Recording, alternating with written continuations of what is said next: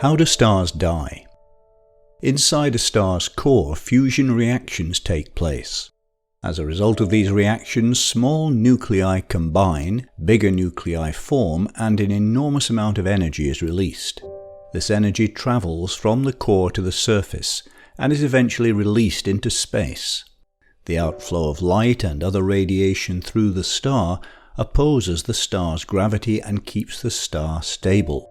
However, if the star's main fuel, hydrogen, becomes scarce, the star may eventually begin to fuse helium. In the case of very massive stars, fusion may continue all the way up to iron. When iron forms, the energy flow suddenly stops and gravity goes unopposed. The star's core collapses, while at the same time the outer parts of the star are blown into space as a supernova.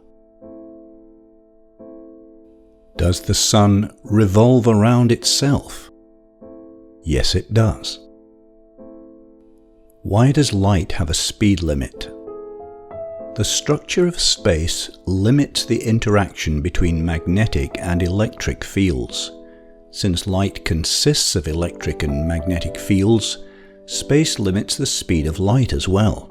If we lived in a different universe in which the structure of space was different, the speed of light would be different too.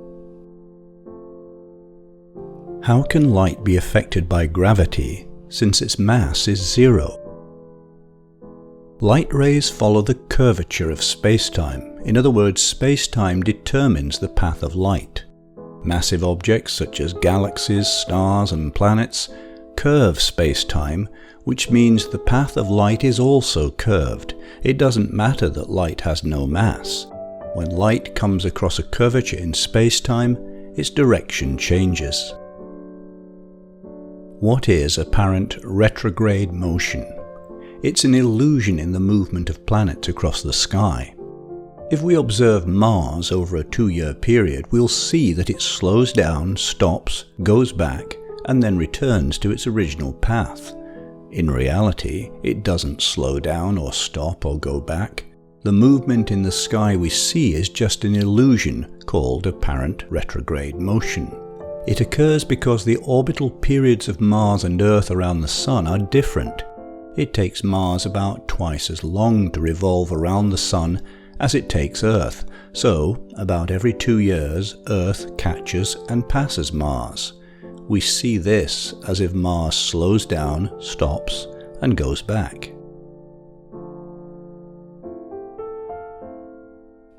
What is the Kessler syndrome? NASA scientist Donald Kessler predicted that space debris would collide with each other, break up into smaller pieces, and cause a chain of events that would eventually surround Earth with a cloud of debris. As a result, no vehicle could be sent into space, and existing satellites would be destroyed through collision with the debris fragments. Kessler predicted that the cloud would envelop the world for generations, rendering space studies and satellite technology useless for the foreseeable future. This idea is called the Kessler effect or Kessler syndrome. If it happens, we wouldn't be able to use satellites that provide such things as fast internet, TV broadcasts, navigation, weather forecasts, time synchronization, environmental monitoring, national security, and space science.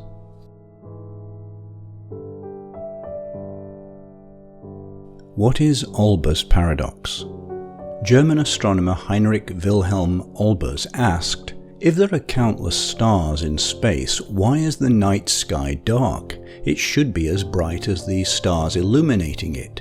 You might argue that space is so enormous that some of the stars' light hasn't reached Earth yet, but this answer isn't enough to explain the darkness of night. In Olbers' time, it was believed that the universe was infinite, static, and eternal. If all these things were true, the night sky would be as bright as Olbers suggested, so at least one of them must be wrong. Olbers' question sparked debates about the nature of the universe, and eventually we found that the universe is not eternal or static, but is expanding. Due to the expansion of the universe, the light coming from very far away drops into the microwave region so that we can't see it. How do the planets compare in size? Here you can see.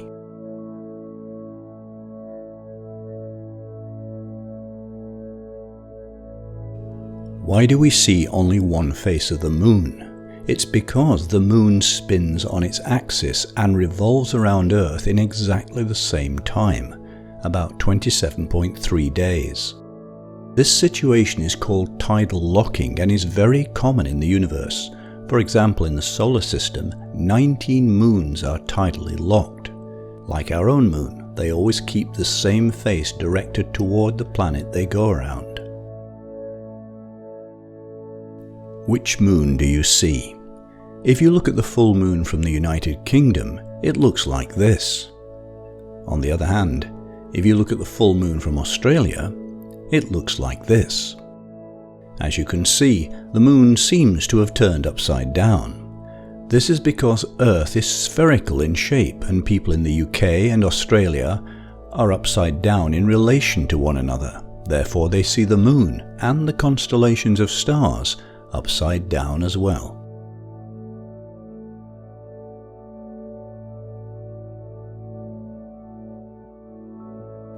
How do astronomers know the composition of stars? If we examine the spectra of starlight very closely, we can see some dark lines called Fraunhofer lines. These lines occur because before light is radiated into space, it has to travel from the core of the star to its outer atmosphere. In the star's atmosphere, some of the light is absorbed by different types of atoms.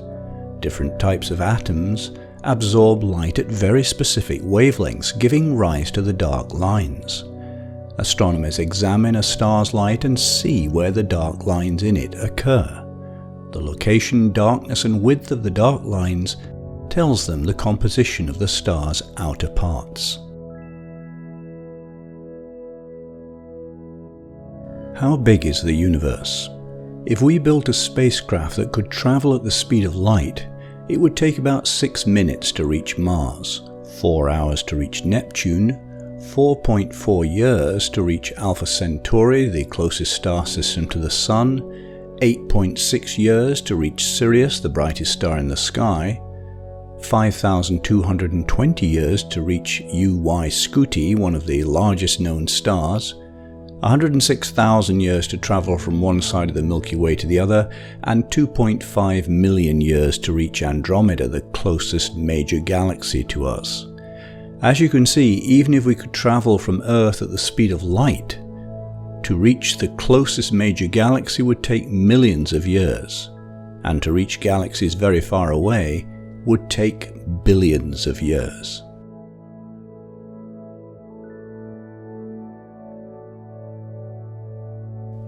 How will Saturn appear in 300 million years' time? It'll look like this. Its ring system is gradually disappearing. This is because sunlight pushes charged ice particles into Saturn. When they're close enough, Saturn's gravity pulls them into the planet's atmosphere. Every second, between about 430 and 2,900 kilograms of mass falls out of the rings.